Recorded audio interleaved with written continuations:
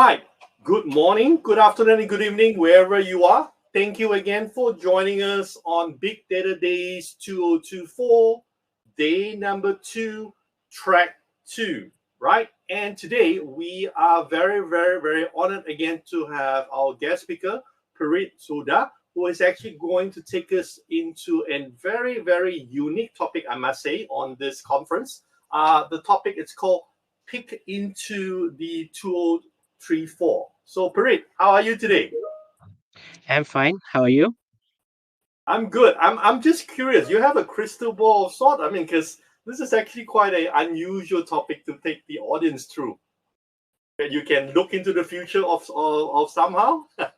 I'm just Well, curious. That's all. technically, no one can look into future unless you are God. But we did, it's like fairly did a lot of research on that, and we'll talk about that in just a few minutes. So, Right. So I'm going to hand over the session to you to take us through this interesting topic. So hopefully we will get some wisdom out of this session. What is that 2034 look like in the future? So over to you, Parit. Thank you again. okay, thank you. Um, Okay, so before I start, I'll just give a quick introduction. So my name is Preriit. I'm actually joining from London. I work at the kind of a midpoint of data science, consulting, and marketing strategies. So we work across different multiple sectors and geographies, from let's say consumer to tech to governments to NGOs, from Singapore to UK, where we are, to American, and certainly we have offices in India and UK and other parts of the world. Um, Now, as far as this research, which I'm going to now talk about, it's called Peak into 2034. Now, generally speaking, as part of my work, we actually do a lot of future understanding. Okay, so let's say client corporations, let's say different corporations or governments or whatever, they often come and ask that, what, can you maybe do some kind of projections or predictive kind of futuristic trend understanding of, let's say, 2 to mostly 3 years or maybe 5 years. Here we are looking at 10 years, and that's actually quite it's like complicated. And actually the first time when we did this work, and or even the thought of doing this work came in, I actually freaked out. Means, and the reason is because I'm based in London, okay, and here it's very difficult even to predict whether there will be a rain tomorrow or not, okay. And here I am looking for 10 years down the line, and it was quite scary in a sense. And so basically, I thought, okay, fine, rather than me actually going through that complicated process of looking at what can happen, probably I'll cheat the process. Okay, so well, certainly the organizations for which we were doing this research for the first time, I thought probably I will just cheat it, and maybe I'll actually find some kind of a cheat method. So what we did, we actually went and looked at ChatGPT, okay, or Gemini, okay, and we asked the GPT engine that, how will the word look like. So it gave us like error in moderation, which is said that, what, it just raised its hand and said, what, well, this is not the question I can answer. Okay, we tried messing it up with the GPT engine and said, no, I can't do that. And then finally we could get some answer, but it was all bonkers. It was useless answer. Okay, so then we were left with just like, okay, fine, now we have to do that. Okay, so what did we do?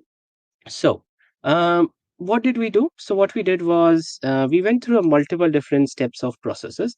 One, we did a lot of literature review on future. So, let's say in 5 to 10 years horizon, okay, 5 to 10 years and slightly beyond. So, let's say here we are looking at 2030, 2035 time frame, and maybe slightly going from 35 to 40.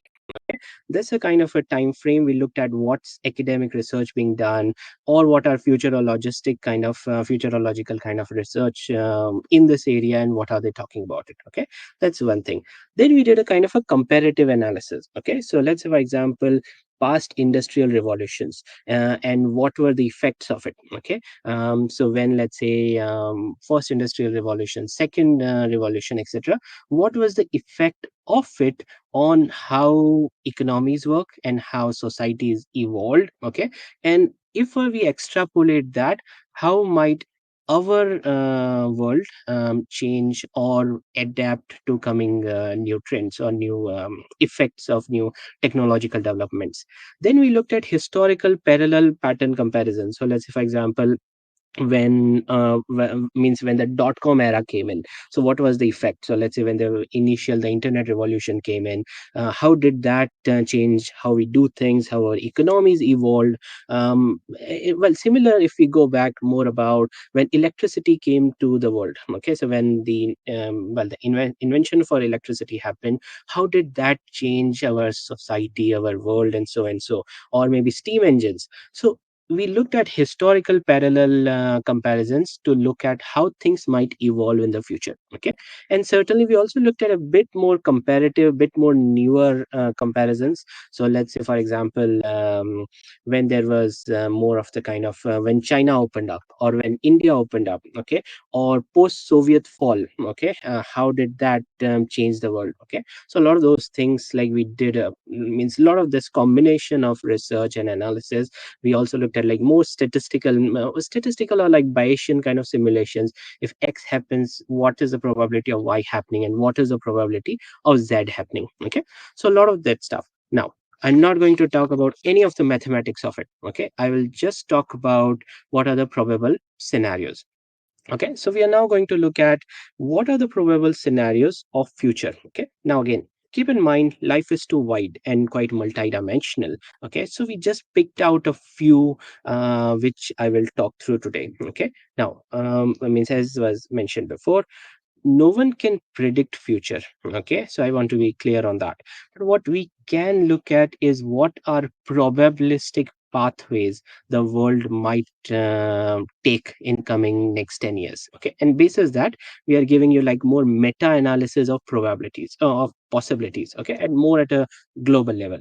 Now there are certain things which are positive, there are certain things which are negative, there are certain things you might agree and certain things you might disagree. Okay, and that's totally fine. These are just a set of possibilities which can happen. So we'll talk about macro possibilities. We'll also talk about a variety of different aspects. Okay, so let's get started. Now, again, as I mentioned, these are broad brush because a lot of these things have their own PhD thesis can be done on top of it. Okay, so I'm briefly talking through these things. Okay, now expressions. So let's say, for example, right now I'm talking with you. How will we in the express ourselves, we as humans? Okay, yeah, I'm human, you are also human. So how will we talk about? There's a possibility that right now we talk. Okay, in future, in 10 years time frame, there's a possibility that thoughts can trigger speech and actions. Okay, now there are some initial things happening on that side, but we project that there's a strong possibility that we might be in a position like that where thoughts can trigger speech and actions. We also feel that chip implants and augment reality will be more. It's like more. I mean, very much possible, and the frequency of their usage would be quite prevalent. Okay, what that will affect? How? What will be the effect of that? Um, so there is a negative and positive to that. Well, one of the negative ones is that impact of wealth will get amplified. This means that rich can buy more machine power, while the poor might not have the say money or the resources to get more machine power. This means that the rich, they will not only be having more machine power, they would also have more brain power, or it's like the way to get things done. So because of these more chip implants and more of these kind of chip well power. Um, on the other side, if you look at from a positive point of view, this can also mean that people who are disabled will have a kind of more, put them at the same level to people who are fairly abled. Okay, so this means that well, the kind of a differentiation or a kind of disadvantage with the disabled people had or up till now, it's like that will vanish off or almost will go off. Now you might think that, you know what, if let's say, for example, if let's say like John is having the same chip. Okay, implanted on his body, for example, okay, and I am having the same thing, then how will we differentiate ourselves? So here the idea that importance of neurodiversity and creativity can come into picture, where it's like the importance of, if you are more creative, while you might have the same mechanical power or the algorithmic power, but it's like your ability to think outside of the box will be a big differentiator. Now, how do we interact? Now, continuing with interactions, it is very much possible that humans will feel more comfortable dealing with machines, like rather than with humans. It's like this means that it's more easier for you to say talk to a bot or a human robot, for example, versus talking to a other human. Okay. Additionally, what can happen is like the difference between human interactions and mechanical interaction will reduce, which can also create a bit of a problem, because that blurring can lead to more kind of fake relations or more fakeness in the conversations, and means, and that can affect actual human interactions. And one of the thing is that the trust between humans, it means that there's a very possibility that that might reduce. Additionally, what can happen is that there, which is also happening nowadays, but basically there will be increasing number of micro clusters being formed in the society, which is influenced by technology usage, and that actually creates a variety of different complications. Now, moving on, will we have an isolationist society or not? Now, as I mentioned, humans might feel more connected to machines. There's a possibility, I mean, and this varies from culture to culture. And when I mention this next point, some people get very very emotional. But there's a possibility that in some geographies, like there can be discussions about marriages between humans and mechanical algorithms or machines. Means there might be possibility in 10 years down the line, like it's like where that might be a point of discussion. On the other side, if we look at only at humans, lesser marriages will happen, but more proportionately, polyamorous relationships might increase. Now, if you're looking at replacement ratio, which is, let's say, for example, if there are, well, two partners, let's say, for example, male or female, okay, well, how many kids they well produce, for example, okay, replacement ratio, which is already generally considered healthy as a number of two, okay, will raise further down in some of the countries. That's already reducing quite a bit, might reduce further from 1 to 0.5 in several of the developed countries. Okay, now, so that looks, all of this stuff which I mentioned is more negative. But if you look from a positive point of view, with more automation, society would have more time to spend on things they like or wish to do. So it's like often, in a lot of countries, people don't have time or they are too stressed out. With automation, they might have more time to express themselves and do things what they like. More automation or more technological capability enhancements can lead to more innovation, can actually help with mental health, and also in a way can also increase social interaction. So it's like there's a bit of a like dichotomous possibilities here.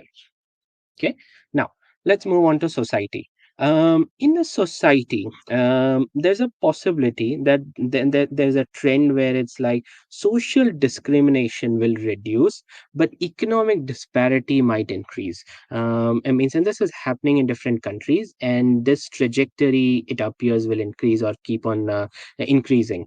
There's also a possibility, certainly, that there's a reduction in population in the Western world in certain parts of Asia. The population will certainly be living longer, older on an average. And it's like talking of society, a bit of a thing on America, because we did a lot of work in American futurology. A lot of research happens.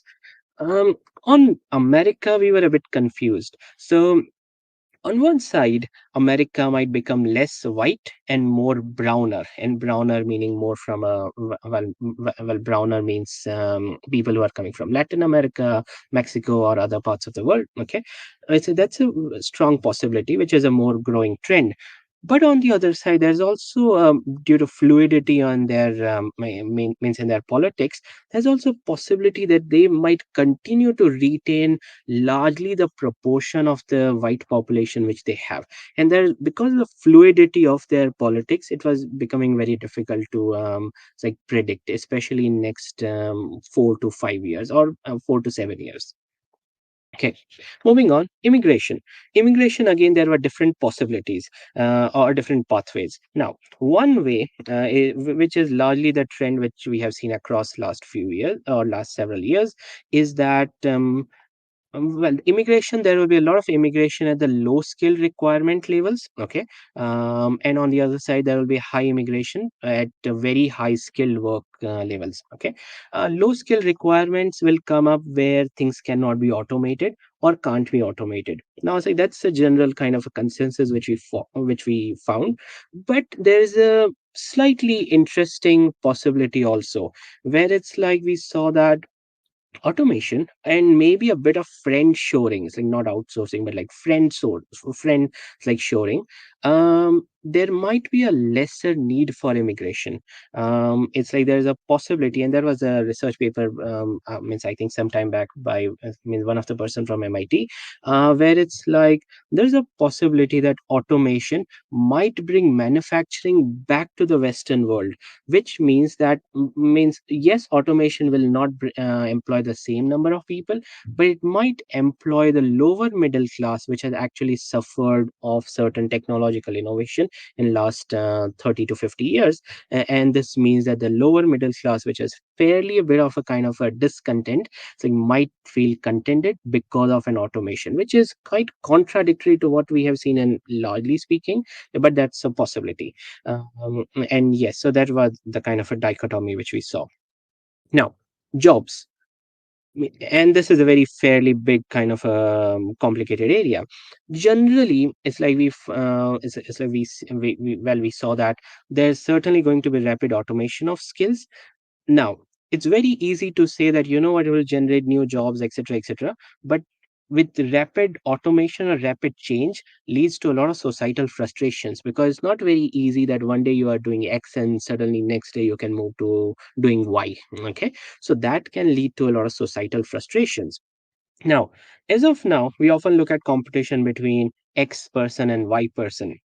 As we move forward, there will be more vocal expressions or more vocal discussions about being a competition between a machine and means and labor. Now, the labor, so, can be of different types. Certainly, initially we see that there will be more of a discussion of machine versus low cost labor, and in that there is further dichotomy in that. So there's a low cost native labor and no cost immigrant labor. Well, sorry, lower cost immigrant labor means, and that's where say things get it's quite muddy.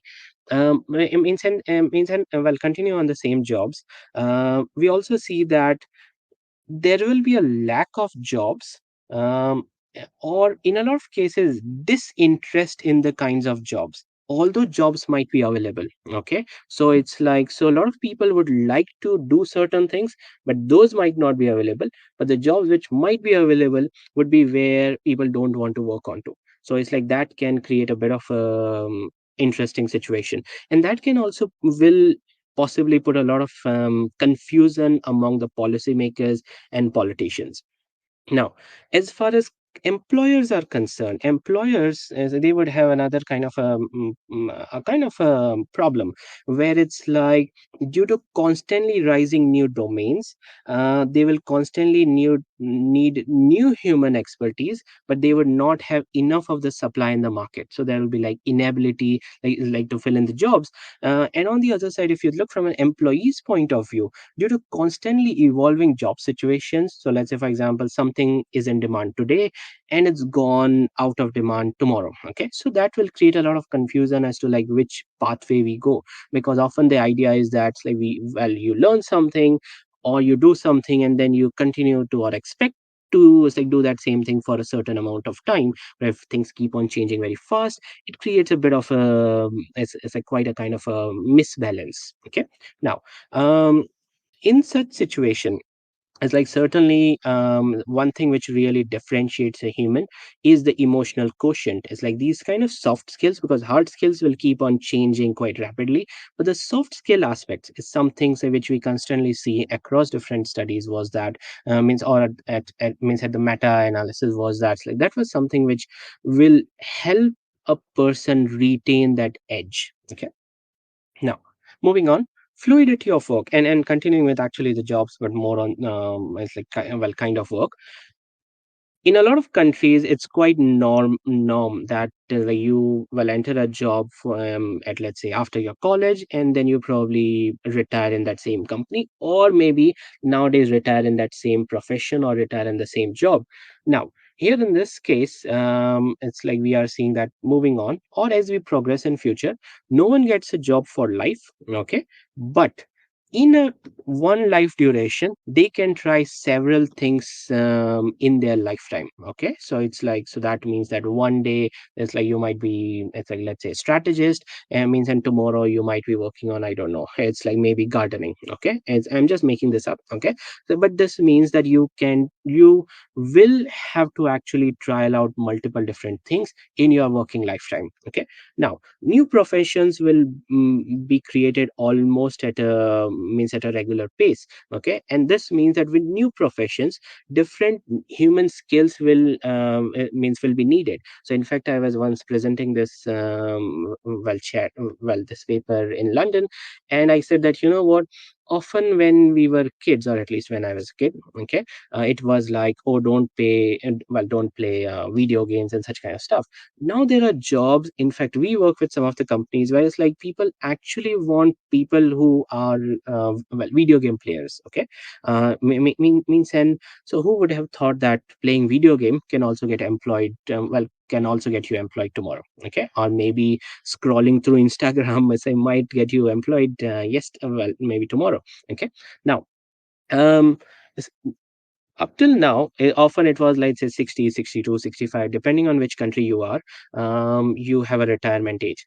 There will be more and more need for longer working lifetime, probably in some case beyond 70. And some people often ask why is the case. And there are two things. One is certainly the financial aspect, because of financial uncertainties and the need for, so it's like more economic resources that makes it necessary to work beyond 65 or 70. That's one thing. And then there's the second thing, which is more mental health specific. Let's say, for example, most people are living longer and they are quite healthier by the time they traditionally retire. This means that they're almost around 10 to 15 years before they actually die. Okay, this means that what do they do? Okay, and that's why they will actually not retire, but they will continue to work in some ways. Okay, now, as far as job structures are concerned, there will be more lesser defined job structures, but more of flat structures. And as far as your work times are concerned, there will be less of, let's say, Monday to Friday, but it will be more focused on, let's say, it's like, is that kind of how you're working, is that more satisfying for you mentally? On the other side, the work will less about how much time you are clocking in, let's say 9 to 5, but more about how much are you achieving for for the company or in your job. So it might be more outcome focused rather than time focused. Okay. Another thing is location of workers. Now we have seen a lot of outsourcing in different parts of the world in several last few years. Okay. Um, we see that certainly that will continue, where it's like, so up till now, let's say if I am based in London or someone is based in New York, they might be competing with people in New York or London, largely speaking. But there's a strong possibility, which is also happening now, after, especially after COVID, where you are competing with a global audience, where it's like global workforce, where someone can be recruited from different parts of the world. The only thing where we see where this can get affected is if there are some restrictions by the law, which some countries are actually putting in or have put in some ways. Okay, and certainly there will be a constant need for skill upgradations and learning. I'll come on to upgradations in just a minute. Okay, now education. There will be a reduction in which we are seeing, especially in America, where it's like there's a reduction in formal education via universities, but there's a constant increase of, or at least the trajectory on everyday learning, which is like you are not in the college, but you are almost in the college every day or at regular intervals. Like so, this means that the constant need for learning is there. Maybe the formal education, it's like the proportion of that will keep on reducing because of variety of different reasons. Some are economical and some are, means whether the formal education is making any or helping the student in their future prospects. Okay, now moving on, movement. So how will we move?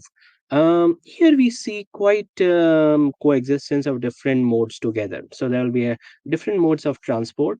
Some will be automated, some will be human led, and so there we saw kind of influence of labor availability, legislations, and societal trust on machines. Because let's say in some countries there was too much of trust on machines, in some countries there was very much lack of trust on machines. Okay, so all these kind of things will influence, means how we travel.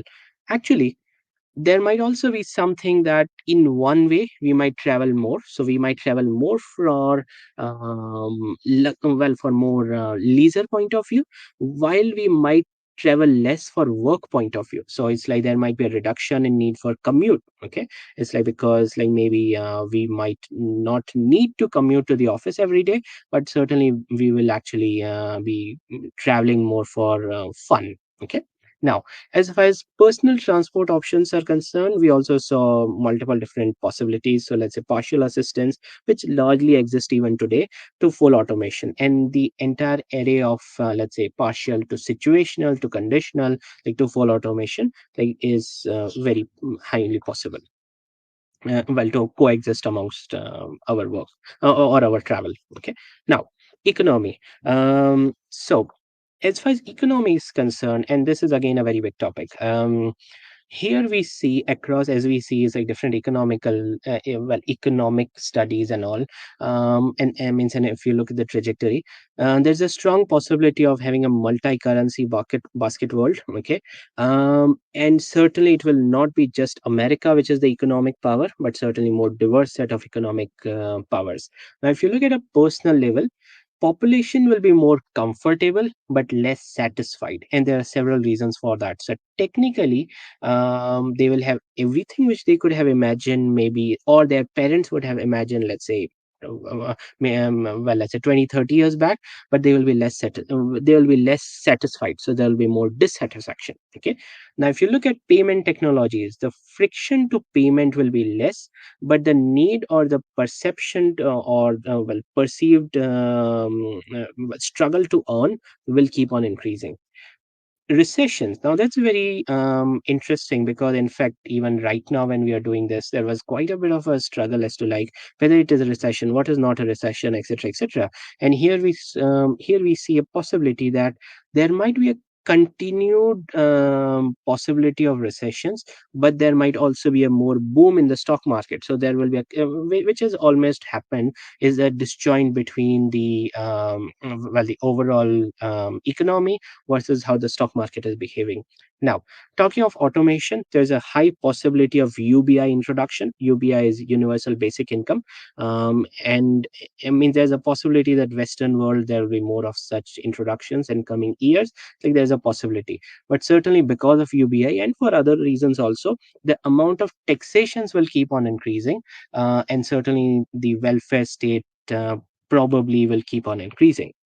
um Now as far as lower middle class, as I mentioned before, because of automation there might be a re-rise of lower middle class, especially in the Western world, and how that actually translates to Asian world is slightly, it was difficult for us to at least even predict in some ways. Okay, now as far as economy is concerned, again, or at least resource utilization is concerned, there will be a lot of high wastages On the other side, there will be extreme scarcity, and there will be constantly be a play of these two possibilities, where it's like we will waste a lot, but for a lot of things there will be a lot of scarcity. Now it's if you look at how what we are consuming, natural produces will cost higher, but processed products will be much cheaper. Okay, and means, and in fact, like this also links up with that climate changes will have a higher impact on our agro and water crisis, and that will actually have an impact on natural produce cost, and also while processed products will be much more cheaper. Now, wars and conflicts. As far as wars and conflicts are concerned, here we see that there might be an increase in bio wars, although it might be a hush hush kind of a thing. And on the other side, there might be more climate change induced wars, but often it might be cloaked in different ways. It might not be shown as climate change induced wars, but it might be cloaked in different ways. Say nuclear terror would, or the threat of nuclear terror terror will become more say will be more prevalent, or at least it's like more visible or talked about. Now, as far as bigger democracies are concerned, they might face lesser external wars but more internal violent conflicts. And I mean, although I mean we are seeing that in different democracies, and as we progress, there's a possibility that that trend might continue. Now, in a negative way, but still, wars and conflicts might be a big generator of economic growth and employer of human resources. Now, governments. Governments and global institutions will continue to, there will be increasing lack of trust on them. It means, and that will be interesting, where it's like it will be more multipolar world. And this multipolarity can lead to indirect conflicts, but not direct conflicts between major powers. And when you are having conflicts will be more multidimensional, where it's like it's not just about physical wars, it's more about economic, social, and informational and all, which might not often appear as a conflict, but are conflicts. Okay, the last part is, I think I've just 3-4 minutes, so I'll complete on the health part. Now, as far as health is concerned, here what we saw was that humans will live longer. So there will be, and often that would be because of better diagnostics, predictions, and monitoring. I mean, there are certainly possibility of global hospitals where it's like more like remote surgeries and all real time diagnostics. So let's say, for example, someone is based in Africa, means, and the person is being operated from London or similar such kind of things. Innovative drug deliveries, more accelerated drug deliveries because of the likes of regenerative biotech, etc., etc. Okay, and the medicines will be more precise, more personalized, cheaper to research, and cheaper to produce. Okay, now as far as health is concerned, there will be an integration between technology, pharma, health, and governments. Like it's like, because that shows that it's not just health is not just a personal affair. It's like it will be much more a bigger kind of means concern, means, and that will also probably be induced because of a possibility or a fear of, or the possibility of fear of increasing frequency of biowars. Okay, which in some way so might also become a new income source for the health industry. And in fact, disease control might become one of the biggest concern for a national security. It is certainly a fairly concerning for national security, but the proportion of the concern on that might further increase. Okay, so that's all that I have. I've gone through a lot of things. I think I'm just entering 11:35 London time. So I think before I get kicked out by John, so I'll stop now. So that's where I end. And let me see, how do I stop sharing? Yeah. Is very interesting the way that you looked at the mega trend and actually came out with those analysis. I think pretty much you just had a crystal ball looking at what is to come, because as I was sitting there trying to digest all those minor details, right? And I think it is really happening as we speak, right? In that sense, because Yep. even that very so-called interesting one that you mentioned, that we may have to work longer years in our life, right?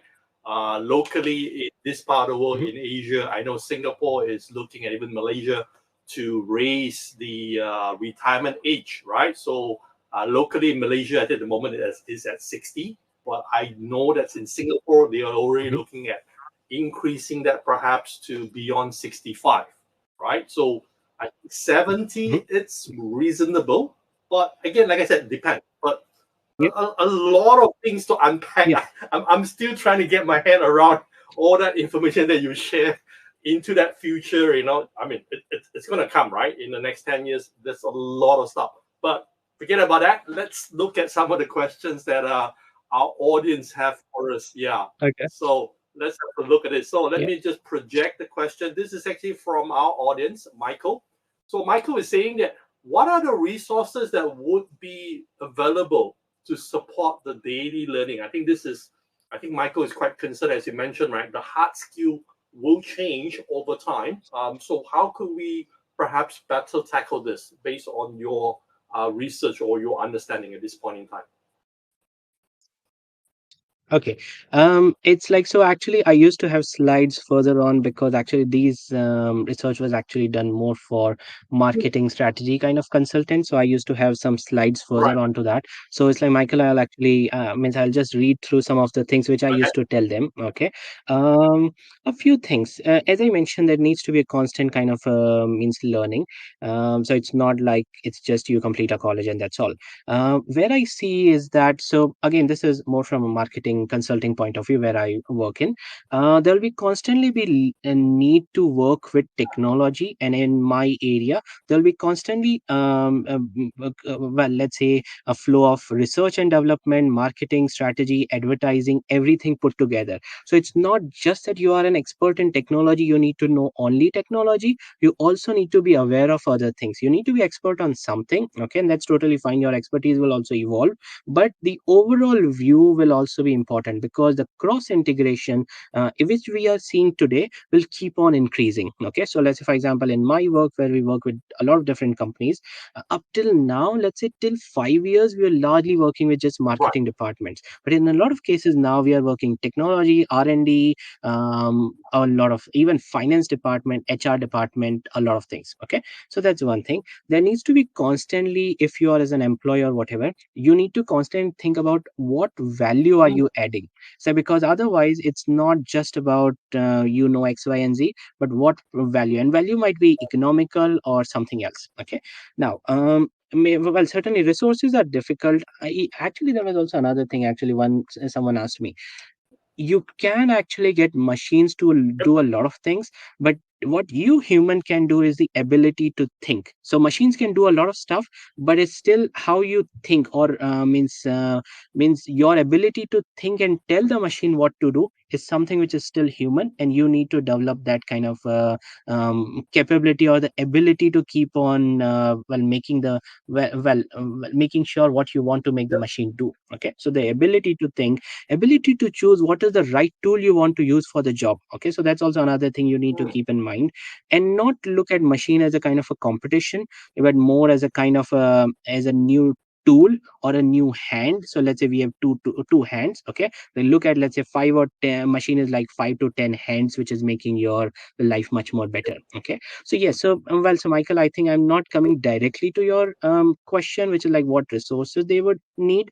but I'm just giving you like a broader thing which you need to keep in mind as you are constantly supporting your daily learning. So it's not just about reading from, let's say, I don't know, Wall Street Journal or New York Times or whatever. I'm not going into those details, but more about what you are learning, why you are learning, and how you are going to implement that. Like, so that is something for Yeah, you to think about. I like the So I part think that you probably that. mentioned about the Mhm. value adding, right? Because we can't be just doing one thing and one thing only when we work for a specific organization, because the job that we're going to undertake in the next 5-10 years, that, as you mentioned, in some of the mega trends that you analyze, right, hasn't even exist yet. But the thing is, we really need to keep our skill sets current. I think that's one that's very, very Mhm. valid. And the other thing that you mentioned, you need to broaden up the horizon. You can't say, look, I don't want to learn marketing, but could be marketing is the next role that we need to get involved in that scenario. Very well. Right. Let's look at another question Yep. here. This is also related to the first question that is asked by our audience. So it says that on specifically on education, right? Because now we know that all these mega trends that you have just shared with us, with all these different things that are happening, what is your opinion? Should a person Mhm. go through a standard education path, or such as a university or getting a degree, Through yeah, or self-learning. self-learning? Would that be a better alternative in that sense? What's your view, Preriit? Okay. Okay. So again, so that would be more of an opinion rather research. Okay, it's like because it's Hmm, well, from a research point of view, was more about it's like there's a possibility of regular learning, regular learnings and all. If I'm talking from a personal point of view, and just a bit of a background, I actually teach in both ways. So I teach at a university in Texas, and I also teach more of the right. to actually teach people who are self learning, or it's like do do evening courses and all. I would say, although yes, the education costs are increasing across different countries. If you're looking at your university education only as something to get you a job, then the importance of that is reducing. Okay, Yeah. because often a lot, well, let's say for example, I come from India. I haven't lived in India for several years, but I did my bachelor's there. Mostly what we learned there is like was not utilizable in our jobs. Okay, Hmm, which is even agree. increasing Agree. further in almost all different parts of the world. But what we did learn is how to think or how to solve problems, and problems kept on changing. But what did we learn is how to solve the problems, and or Yeah. let's say even the social aspects which we developed, and those kind of things. Those do play a major role. So it's not just about the hard skills, but the soft skills. So from that point of view, universities are very important. They are also very useful, say they from a social point of view and all of those kind of things. Hmm, So I would say don't just neglect university. Certainly there are financial aspects and all, so I won't comment on that. Everyone has to take those decisions, but universities still have a position. Okay, have a are needed. But yes, the self learning, or let's say learning from different vendors or something, it's like that will certainly keep on increasing. So it's like I won't say that just reject university. There's a hmm. place for it, but certainly self learning importance is certainly increasing and will keep on increasing, and everyone has to learn, including myself. John probably will be doing the same thing. So yeah, I'll stop now. Sorry, John, go ahead. No, I totally agree with that approach. Actually, even for myself, right? When I left UC, I was being trained as a mainframe programmer. Of course, as my career progressed, I decided that wasn't something that was I was wanting to do. I moved on to different things, and I continued to learn. And I find that I think this piece of advice, asking our audience to really be open to the idea of that continuous learning. I think that's a very, very key piece of advice from that perspective. Let's take another question from our audience. This is actually quite interesting. So it says, after this research, are you optimistic or pessimistic about the future, as we just had a glimpse into that Mhm. 2034 situation, right? So, what's your view on this? Okay, so actually, so this is a question which I often get asked. Yep. It means, and I'll actually tell you a few anecdotes. So what happens, like, so when we did this research and we were making the presentations, we actually showed it to a few people. So let's say one of the person who is a politician here in the UK, and I actually showed it to him, and he said, Prerit, I think you are very optimistic about future. Okay, so this Mm, person is a politician based in the UK. I showed it to a person who is a Wall Street person in New York. He said, Prerit, I think you are too pessimistic. You need to go out and wash your head. Okay, so that was one thing. Another thing what we noticed is that and this is not specific anecdotal, but what we found was that in the Western world, there's more pessimism. In the Asian world or the growing economies, there's more optimism. Okay, yeah. it's also subject to what and what the societal changes are happening in respective geographies. So I would say that well, it's a mixed bag. Okay, but if I would say at a personal level, and I think now it's a more opinion, I would say that if you look purely at more from a numerical point of view, it looks more pessimistic or slightly more negative. But I Hmm. would say that humans have a very funny thing that even out of some difficult things, we still create something positive. So I Yeah. still have a optimism on the on the get to do or get it done kind of an attitude of humanity. So that makes me optimistic. So yeah. I totally agree. Actually, if you ask me, I find that those mega trends that or those the little bits and pieces that you kind of like showcase to us, I think I find it very, very optimistic myself because at least we know this is what is to come. I mean, one possibility that's out there. I Mhm. believe we will probably need to make our future as it comes along, right? Because we can never predict the future. Like you mentioned, we don't have a crystal ball, but it looks like we have one because we kind of like analyze the data. It does show certain trending. Now, whether it will become a reality or otherwise, we wouldn't know at this point in time. Right, Preriit, thank you so much for sharing your wisdom on looking towards to the future. Unfortunately, we've run out of time. I find this topic super interesting, especially looking at the trends that is to come. Hopefully, it has also provided some of the insights to our participants today that they can really take advantage of the details that we share because I believe this will become some form of reality very soon. Again, thank you, Preriit, for that. Really, Okay. really thank you Thank you, John. having you to join us today. Really Thank you. appreciate it. Thank you. Bye bye. Yeah. Right. So coming up next, we do have a panel discussion. Uh, I would like to invite all the participants to join us up in the next hour. This will be a very interesting discussion. So the topic that we will be covering is talking about upskilling for data democracy, how citizens, data scientists, and the future of decision making. That's pretty much a mouthful, but I think there's going to be a very interesting discussion because we do have a few, I should say, thought leaders are joining us on this panel discussion itself. I'll catch you next one in the next one. Thank you so much again for your time in joining us today for the session.